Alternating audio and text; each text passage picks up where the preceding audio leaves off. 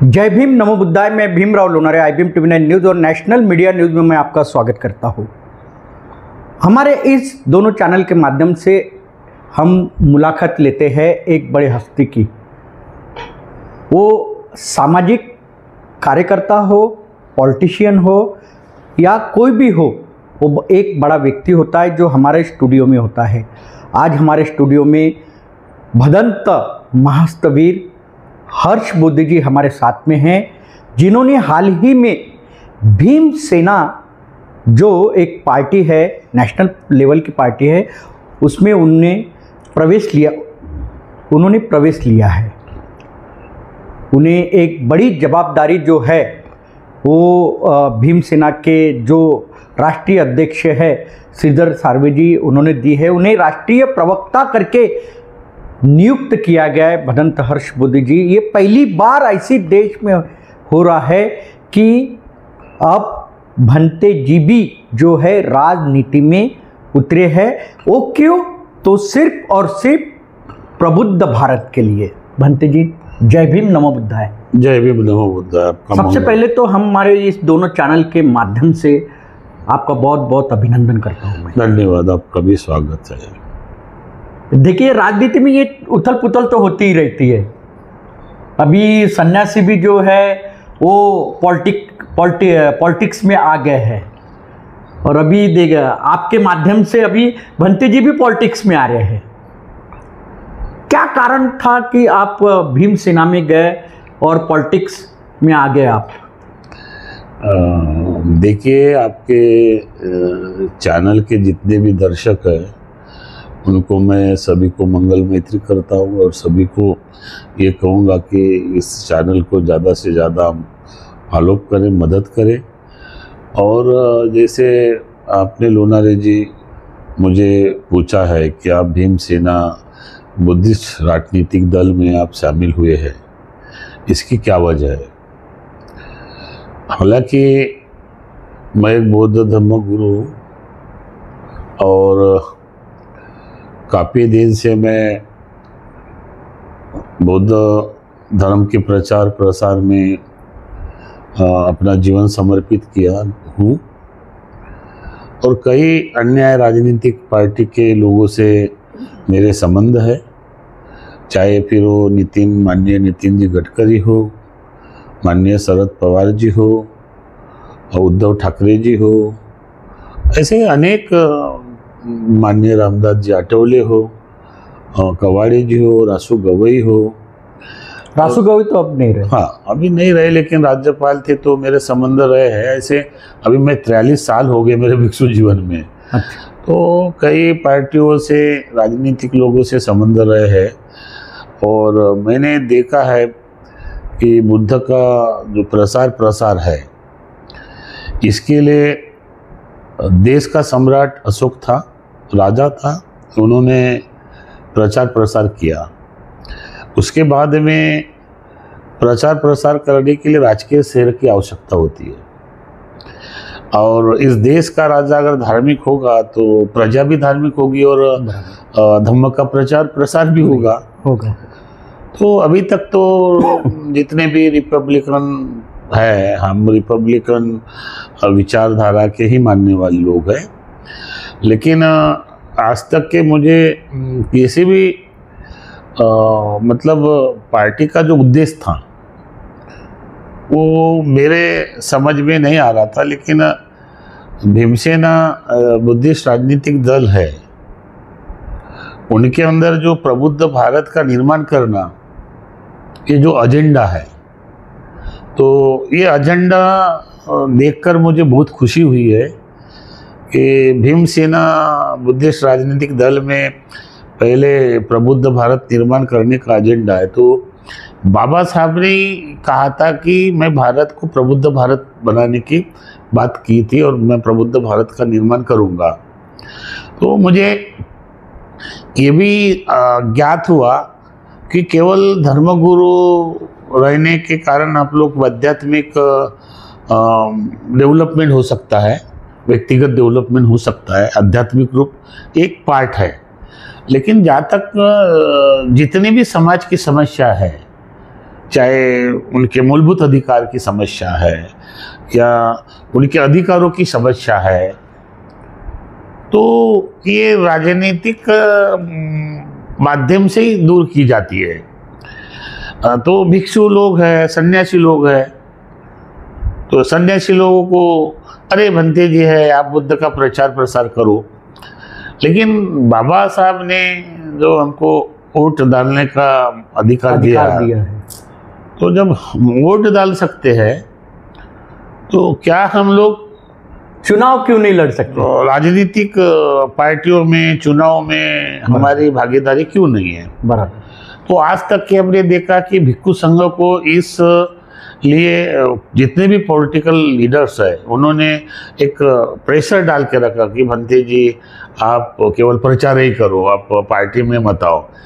मेरा ये अनुभव है, अभी मैं कई देशों में जाकर आया है, तो करीबन वह देश में देखा तो उन देशों में भिक्षु को प्राधान्य है राजनीतिक। थाईलैंड में संघराज है, श्रीलंका में संघराज है, बर्मा में संघराज है। भारत का बुद्धिज्म है, भारत में संघराज है ही नहीं। और एक तरफ हमारे भारत के बुद्धों को ये सोचना चाहिए, चिंतन करना चाहिए, मनन करना चाहिए कि भारत के भिक्षुओं को राजनीतिक के लिए आगे लाना चाहिए। जैसे बीजेपी के लोग हैं, तो बीजेपी के लोगों ने सन्यासियों को प्राधान्य दिया। बराबर। तो आज देश उत्तर प्रदेश के जो सीएम है योगी न है, सन्यासी है। मध्य प्रदेश में उमा भारती मुख्यमंत्री रही है। ऐसे कई सन्यासियों को उन्होंने दिया। अभी प्रज्ञा ठाकुर है, मालेगांव इतना बड़ा कांड होने के बाद भी, वो जेल से रिहा होने के बाद उनको सांसद बनाया। तो हमारे बौद्ध लोगों में मात्र एक ही ऐसी धारणा है कि हम ही राजनीतिक करेंगे, और हम ही राजनीतिक करेंगे और हम ही धार्मिकता करेंगे। अब देखिए राजनीतिक लोग भी धार्मिकता की बात कर रहे हैं। मेरा मानना था, कई बार मेरी फाइट भी हुई कई राजनीतिक लोगों से, अगर आप राजनीतिक करते तो राजनीतिक बात करो, धर्म की बात मत करो। आप इधर भी काम कर रहे, उधर भी काम कर रहे, आपके लिए तो बंदी नहीं है। नहीं, लेकिन अभी कल जैसे आपने प्रवेश किया तो लोगों का जो बौद्ध, खास करके उपासक उपासिका जो है, उनका देखने का नजरिया आपकी तरफ थोड़ा बदला समान हो गया है। नहीं, ऐसे लगता नहीं आपको? नहीं, मैं मानता हूँ इस बात को कि जो कुछ लोग इस तरह के निगेटिव सोचते हैं, जिनको बुद्धिज्म का नॉलेज नहीं है, डॉक्टर बाबा साहब के जो अधिकार है जिन्होंने दिया कि हम भागीदारी होनी चाहिए। बाबा साहब ने बहुत कुछ कहा कि भिक्षु संघ एक क्रिश्चियन ऑनेस्टी है ना, क्रिश्चियन मिशनरी, उस टाइप हमारा भिक्षु प्रचारक होना चाहिए। इस देश का भिक्षु संगठित होना चाहिए और देश को ही हम लोग चला सकते हैं। अभी मुझे मालूम है, जहाँ तक मेरा विरोध भी करेंगे और कुछ लोग स्वागत भी करेंगे, लेकिन मैंने जो निर्णय लिया है वो आने वाले भिक्षु संघ के उत्कर्ष के लिए, बुद्ध धम्म के प्रचार के लिए, उत्कर्ष और उत्थान के लिए और भिक्षु संघ का संगठन मजबूत करने के लिए, एक संगठित होने के लिए अभी मैंने जो रास्ता अपनाया, ये हमारे बौद्ध लोग, और ये भी डुप्लीकेट बौद्ध। आप देखिए कि बीजेपी में साधु सन्यासी है, तो उनके लोग उनको नहीं बोल रहे क्या? उनके लोग तो स्वागत कर रहे हैं, फिर हमारे लोग क्यों कर रहे हैं? इसका ये कारण है कि वो ये चाहते हैं कि बुद्ध भिक्षु केवल पुजारी बन के रहे, जबकि डॉक्टर बाबा साहब अम्बेडकर ने कहा कि भिक्षु पर ज़्यादा जवाबदारी है, 24 आवर्स वर्कर है। अगर 24 आवर्स काम करने वाला व्यक्ति अगर पॉलिटिक्स में जाता है, किसी जो इसमें जाता है, तो ज़्यादा काम करेगा ना समाज हित के लिए।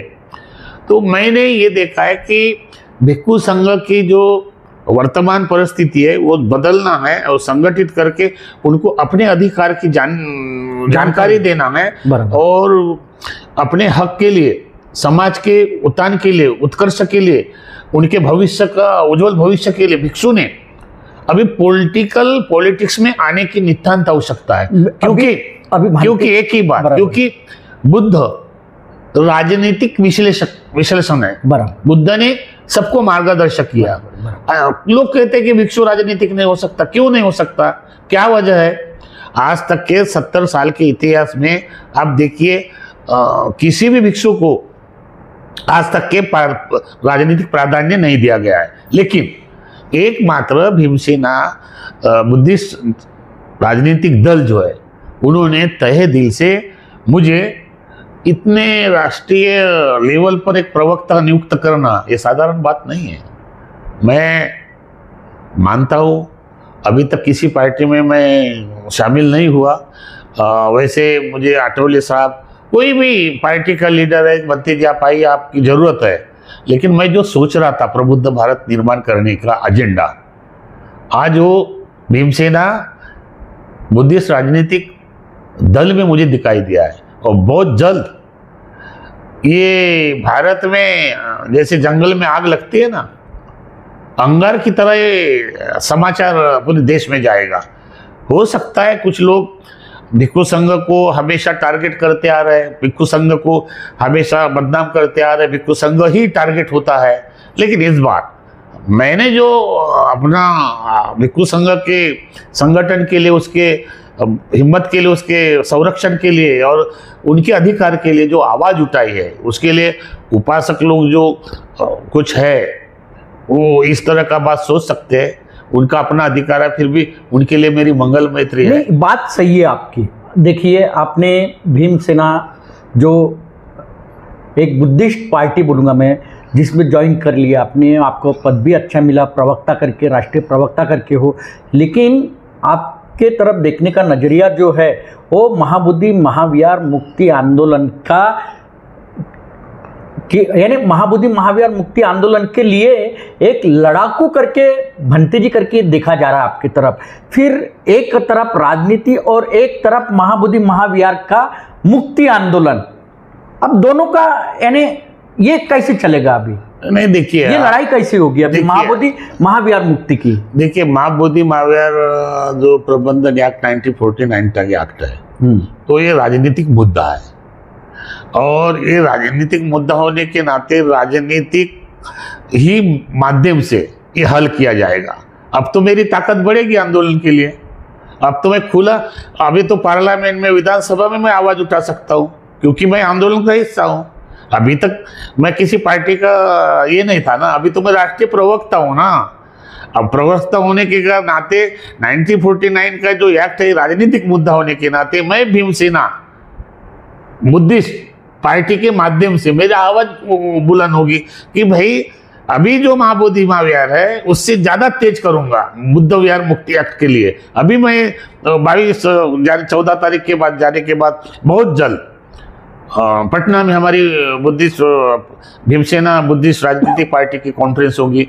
वहाँ पर हो सके तो सीएम को मिलेंगे, डिप्टी सीएम को मिलेंगे, निवेदन देंगे कि अभी जो भीमसेना है ये पूरे भारत में, ये बाबा साहब का जो संकल्प था, बाबा साहब का जो सपना था कि भारत को मैं प्रबुद्ध भारत निर्माण करूंगा, तो मेरे प्रबुद्ध भारत का निर्माण मतलब बाबा साहब चाहते कि मेरे समाज सोया हुआ है, मेरे समाज को जागरूक करना है। तो हमारा भी ये एजेंडा है कि हमारा प्रबुद्ध भारत निर्माण करना।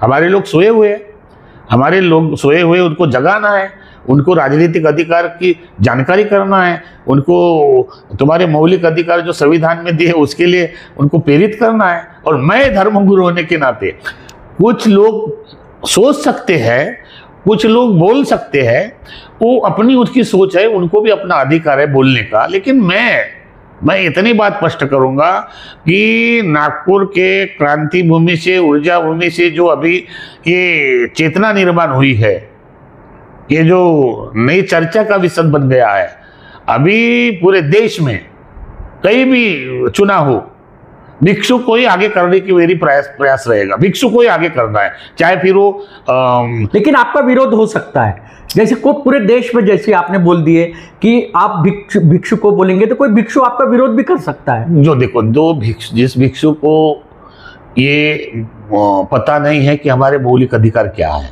क्या चिवर पहनने से प्रचार प्रसार हो रहा है। अभी बाबा साहब के धर्मांतर के बाद कहाँ खड़े हैं हम लोग? एक साधारण विहार नहीं रहने के लिए भिक्षु को, ये भी सारा मुद्दा है। अभी बहुत जल्द भिक्षु के लिए महाराष्ट्र शासन की ओर से भिक्षु को मानधन मिलना चाहिए। 1 साल में 1 लाख रुपए मानधन मिलना चाहिए, इसलिए आंदोलन करूंगा अभी नागपुर में बहुत जल्दी। क्योंकि बाकी अन्य राज्यों में, अन्य स्टेट में बीजेपी के सरकार ने अपने साधु संतों को मानधन देना चालू कर दिया है और उसमें बौद्ध सन्यासी को अवॉइड किया गया है। तो मैं तो अभी भीमसेना बुद्धिस्ट राजनीतिक पार्टी से पहले डिमांड करूंगा, नागपुर से प्रधानमंत्री से मिलूंगे, प्रधानमंत्री से मिलूंगा, सीएम से मिलूंगा, महाराष्ट्र शासन से मिलूंगा। अच्छा, महाराष्ट्र सरकार से भी? महाराष्ट्र सरकार से प्रावधान करेंगे कि हमारे देवेंद्र फडणवीस, माननीय देवेंद्र उपमुख्यमंत्री देवेंद्र फडणवीस से मिलेंगे और माननीय गडकरी से मिलूंगा। जिसको मिलना है मैं उनको मिल सकता हूँ कि ये बौद्धों की डिमांड है। कहाँ यानी कहाँ जो है भंते जी को यानी मानधन दिया जाता है? मध्य प्रदेश में शुरू हुआ है, यानी मंथली कितना मिलता है? साल का मुझे लगता है साल का 1 लाख रुपए मिल रहा है। हाँ, पूरे साल का। हाँ। तो करीबन 10,000 रुपए माह मिल रहा है। हाँ। तो उनका आने जाने का तो खर्च नहीं कर रहा ना। बराबर। तो अच्छे साधु मध्य प्रदेश और कहाँ मध्य प्रदेश में हुआ, दिल्ली में हुआ है। अच्छा, दिल्ली में भी भंते जी को? नहीं, भंते लोगों को नहीं। हाँ, केवल हिंदू साधुओं को। भंते जी को कहीं नहीं मिल रहा? कहीं भंते जी को नहीं, देश में कहीं नहीं। देश में केवल दिल्ली में और मध्य प्रदेश में केवल हिंदू साधु को मिल रहा है, ब्राह्मण साधु को। मैंने हिंदू साधु या ब्राह्मण साधु की बात नहीं किया, भंते जी को पूरे देश में मानधन मिलता है क्या गवर्नमेंट की तरफ से? नहीं, पूरे देश में नहीं मिल रहा है, लेकिन कुछ लोगों ने जो स्टेट वाइज है, मैंने आपको बोला है मध्य प्रदेश में शुरू किया है, तो वहां पर भिक्षु को नहीं दे रहे। तो भिक्षु के साथ सौतेला हुआ। सवाल ही वही है ना। हाँ? कि भिक्षुओं को पूरे देश में नहीं मिल रहा है। ऐसी आप भिक्षु के साथ सौतेला व्यवहार हो रहा है। ऐसी क्यों? हाँ, यही तो, इसलिए मैं अभी भीमसेना बुद्धिस्ट राजनीतिक दल से अभी महाराष्ट्र में हम लोग हो सकता है पहली पहल होगी। माननीय हमारे जिला अध्यक्ष हो गए से चर्चा करके मैं समझाऊंगा और संविधान चौक में धरना प्रदर्शन करेंगे, सरकार को संज्ञान में लेंगे कि हमारी ये डिमांड है। हाँ, मध्य प्रदेश में आपको जीआर निकाल कर देंगे, दिल्ली का जीआर कर निकाल देंगे कि भिक्षु को मानधन, और भिक्षु को पूरे भारत के विभिन्न राज्य में भिक्षुओं को खड़ा करेंगे, चाहे फिर वो विधायक का चुनाव हो, चाहे सांसद का हो, चाहे लोकसभा का हो, चाहे राष्ट्रपति का हो। अभी भिक्षु को हम लोग चुनाव लड़ेंगे, क्योंकि इतने देश के इतिहास में अभी तक किसी भी भिक्षु को राजकीय प्राधान्य नहीं मिला। और अशोक सम्राट जो है, बात सही है भंते जी। अभी आपने वैसे ही आप स्वागत के पात्र हो कि पहली बार आपने पहल की है, पार्टी में गए, एक भीमसेना ये जो नेशनल पार्टी है उसमें गए आप। अब भीमसेना का आपने दामन थाम लिया, उसे छोड़ोगे तो नहीं? नहीं, भीमसेना को छोड़ने की बात है ही नहीं। अगर भीमसेना अपने उद्देश्य से अगर हम लोग हटेंगे तो गलत है ना। भीमसेना एक, मुझे लगता है उनका एजेंडा ये प्रबुद्ध भारत। हाँ, तो फिर हमारा प्रबुद्ध भारत का एजेंडा है, तो फिर छोड़ने की क्या बात है, वह हटने की बात ही नहीं। और अन्य पार्टी अगर प्रबुद्ध, अगर आपको आ गया, एक बड़े दल से अगर ऑफर आ गया तो नहीं, सवाल ही नहीं। बड़े झुक जाते हैं। नहीं, कहाँ जा रहा, राजनीति में उथल पुथल होते रहती है, आज इधर तो कल उधर, ऐसा आप करोगे क्या? नहीं, सामान्य लोगों की बात है, वो अपने स्वार्थ के लिए कर सकते हैं, लेकिन मेरा अपना स्वार्थ क्या है? मैं तो धर्मगुरु हूँ, 2 टाइम का खाना मिल रहा है, आने जाने का मिल रहा है, और क्या चाहिए? और प्रबुद्ध भारत का निर्माण करना ये मेरा उद्देश्य है। अगर कोई प्रलोभन देता है तो प्रलोभन से मैं बड़ी पड़ने वाला नहीं हूँ, लेकिन पार्टी के लिए अगर कोई देता है तो हम लोग डेवलपमेंट के लिए, पार्टी के समाज के विकास के लिए, बुद्ध धम्म का भिक्षु के रहने की व्यवस्था नहीं है, भिक्षु निवास की व्यवस्था नहीं है, उसको खाने को नहीं मिल रहा है, उनको रहने को नहीं मिल रहा है। अभी इतने सारे बुद्ध विहार बने हुए हैं, लेकिन आप देखिए उस बुद्ध विहार में भिक्षु सही ढंग से नहीं रह पा रहा है। तो ये सारी बौद्ध भिक्षु की समस्या है, और यही बाबा साहब ने सोचा था कि प्रबुद्ध भारत निर्माण हो, भारत का निर्माण होना जरूरी है। अब हम लोग इस भीमसेना बुद्धिस्ट जो राजनीतिक दल है, पार्टी है, उसके माध्यम से ये प्रयास करेंगे। और मुझे इसी तरह का कोई ऐसा पार्टी का एजेंडा चाहिए था जो बाबा साहब चाहते थे, तो मुझे भीमसेना बुद्धिस्ट राजनीतिक पार्टी में वो एजेंडा नज़र आया है, इसलिए मैंने खुले दल से उनके ऑफर को चुना। और पार्टी के अध्यक्ष ने मुझे जो विश्वास डाला है, रखा है, पूरे उस विश्वास को मतलब उसके विश्वास को आगे बढ़ाने का काम, उसके विश्वास को और ज़्यादा मतलब उनको बढ़ाने के लिए मैं प्रयास करूंगा। अभी बोधगया में जाऊंगा। बोधगया के धरती पर बिहार में कुछ महीने के बाद वहाँ पर चुनाव होने वाला है। उस चुनाव में भी हम लोग भीमसेना के बुद्धिस्ट राजनीतिक दल के माध्यम से कैंडिडेट खड़े करेंगे, भिक्षुओं को भी जोड़ेंगे, क्योंकि अभी ये शुरुआत हुई है। 2029 में अभी लोकसभा के चुनाव भी होंगे और कुछ राज्यों में विधानसभा के भी चुनाव होंगे। अभी वर्तमान में अगर देखा जाए तो बिहार के चुनाव हैं, तो उसमें भी आपने कहा है कि हम भंते जियों को जो है चुनावी मैदान में उतारेंगे। हम बिल्कुल, आपने कहा है तो बिल्कुल उतारेंगे। और मैंने नहीं कहा, ये आपने कहा। नहीं, मैं आपके बात को जवाब, मैंने कहा हम लोग बिल्कुल उतारेंगे। और अभी मैं ये बता रहा हूँ, अभी मैं नया शुरुआत है, तो कुछ भिक्षु डरे हुए भी हैं कि लोगों के डर के कारण कि राजनीति में आएंगे तो हमारे ऊपर विरोध करेंगे, चिल्लाएंगे, ये भी तो बात आती है।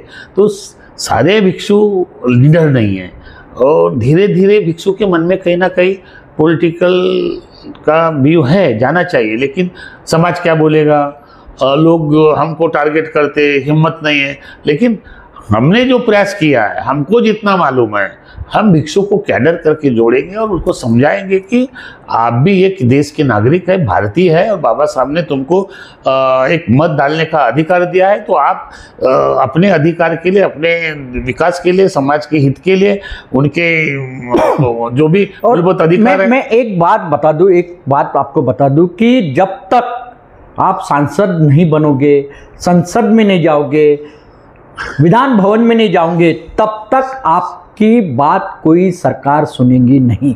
इसलिए राजनीति में उतरना जरूरी है। वो भंते जी, आपने बहुत अच्छा कदम उठाया है। जब आप सांसद में अगर पहुंचोगे तो जनता की आवाज़, अम्बेडकरी अनुयायियों की आवाज़, भंते जियों की आवाज़ आप उस संसद भवन में उठा सकते हो, विधान भवन में उठा सकते हो। बराबर है कि नहीं? बिल्कुल निश्चित। मैं ये चाहता हूँ समाज के जो अम्बेडकरी, हमारे बौद्ध है, राइट है, बुद्धिस्ट है, और बाबा साहब के सपनों को साकार करने के लिए जो लोग इस भीमसेना राजनीतिक दल के माध्यम से अगर कई लोगों को प्रतिनिधित्व अच्छे चुन के देते हैं मेंबर पार्लियामेंट में, विधानसभा में, तो निश्चित रूप से ये आवाज़ उठेगी बौद्धों के लिए और बौद्ध भिक्षु के लिए। ये पहली बार ऐसा हो रहा है, और पहली बार ऐसा होने के नाते अब मैं भंते हर्षबोधी होने के नाते मेरे व्यक्तिगत इस पर कोई लोग लांछन भी लगा सकते हैं, मुझे व्यक्तिगत लोग इस तरह से अफवाह भी कर सकते हैं, टीका टिप्पणी करते। बुद्ध को किसी ने छोड़ा क्या? बुद्ध ने टिक्की छोड़ा जब देवदत्त था, तो देवदत्त के ग्रुप के लोग हैं अभी भी, तो ये इस तरह से करेंगे। बुद्ध का भाई देवदत्त था, तो देवदत्त ग्रुप के लोग अभी भी है, तो वो अपना काम करेंगे। लेकिन बुद्ध ने जो अपना काम किया, वो काम तो उसी मार्ग से चलेंगे। हम शांतिवादी है, और बाबा साहब का हम शांति चाहते, पूरे देश में शांति चाहते हैं, और अमन चाहते हैं। एक इंसान दूसरे इंसान के साथ मानवता जैसा बर्ताव करे पूरे देश में, हम ये चाहते हैं। और हमारा प्रबुद्ध भारत निर्माण हो, ये हमारा एजेंडा है, और इस एजेंडे को पूरे भारत में फैलाने का काम करेंगे। मेरा एक आखिरी सवाल, क्योंकि समय की गरिमा भी अपने को देखने पड़ेगी। अभी महाराष्ट्र में स्थानिक स्वराज्य संस्था के चुनाव है, यानी महानगर पालिका वगैरह के चुनाव हैं, तो क्या आपके माध्यम से महाराष्ट्र के महानगर पालिका के चुनाव में जो भिक्षु संघ है उनको चुनावी मैदान में उतारोगे क्या? हाँ, निश्चित। अभी तो मैंने अपने कल मेरा जो नियुक्ति पत्र हुआ है, मेरा नियुक्ति जो प्रेस कॉन्फ्रेंस हुआ है, उसमें कहा कि 156 नागपुर में जो वार्ड है उसमें से प्रभाग है, उसमें से 75 के करीब हम लोग भिक्षु को खड़ा करने का प्राधान्य है, और खड़ा करेंगे। भिक्षु को ज्यादा से चुन के लाने के लिए भी प्रयास करेंगे। नहीं, चुन के लाने के लिए प्रयास करेंगे, चुन के आए में भी और जो भिक्षु है, हम तो वो धर्मगुरु है ना, धर्मगुरु किसी जात पात को तो नहीं मानता है। बुद्ध धर्म में कोई जाति पाति है, प्रचार भी जो होगा और तो प्रचार भी होगा, और प्रबुद्ध भारत को लेकर, प्रबुद्ध भारत के लेकर हम करेंगे। तो ये पहली पहल होगी नागपुर में, पहल होगी, और इससे चर्चा भी होगी। कुछ लोग इसको अलग तरह से भी देखेंगे, अलग नजरिया से भी देखेंगे, लेकिन दूरदृष्टि के जो लोग हैं, जो विद्वान हैं, जो बुद्धिज्म को मानते हैं, बाबा साहब को मानते हैं, तो मुझे लगता है कुछ लोग तो निश्चित लोग से स्वागत करेंगे कि बहुत पहले कदम होना चाहिए था भिक्षु संघ के लिए। क्योंकि अभी देश में भिक्षु संघ एक ऐसा चीज है कि पूरे देश में एक नया वातावरण लाके खड़ा कर सकता है बुद्ध का जो संघ है। और एक बात मैं बताना चाहूँगा भंते जी आपको कि प्रबुद्ध अगर भारत बनाना है तो हमें अपनी, क्योंकि सांसद बनना बहुत जरूरी है, संसद में जाना बहुत जरूरी है, तभी प्रबुद्ध भारत बन सकता। बराबर है कि नहीं? बिल्कुल बिल्कुल, मैं आपसे बात से सहमत हूँ, और इसीलिए तो हम कह रहे हैं ना, प्रयास कर रहे हैं। अभी तक हमको किसी भी राजनीतिक पार्टी ने प्राधान्य नहीं दिया, किसी भी। बराबर। बीजेपी क्या छोड़े तो क्या कांग्रेस वालों ने भिक्षु को लड़ाया? नहीं, कोई भी राजनीति जो राष्ट्रीय पार्टियां हैं, इसीलिए बताओ, किसी ने भी दिया, किसी ने नहीं दिया। मुझे लगता है यहाँ तक अगर बीएसपी के भी लोगों ने नहीं दिया, अगर कांग्रेस रहे या बीजेपी रहे या कोई अन्य बीएसपी या कोई भी रहे, अगर उनके मन में अगर ये बात रहती थी तो महाबोधि महाविहार जो 1949 का जो एक्ट है वो रद्द कर सकते थे। लेकिन सबने अपनी राजनीतिक रोटियां सेकी है। बराबर है कि नहीं है? अभी तक के वो महाबोधि महाविहार बौद्धों के हवाले क्यों नहीं हो पाया? बड़ी बड़ी पार्टियां है ना, क्यों वहां पे अपने खासदार नहीं है, क्यों अपने विधायक नहीं है, पहल क्यों नहीं हुई? ये बहुत अच्छा जो है, एक आपने अच्छा निर्णय लिए, एक प्रबुद्ध भारत बनाने के लिए जो निर्णय लिए, और भीम सेना में जो आपने प्रवेश किए, जो एक राष्ट्रीय पार्टी का उन्हें दर्जा मिला है। ये पहली राजनीतिक एक बुद्धिस्ट राजनीतिक दल है।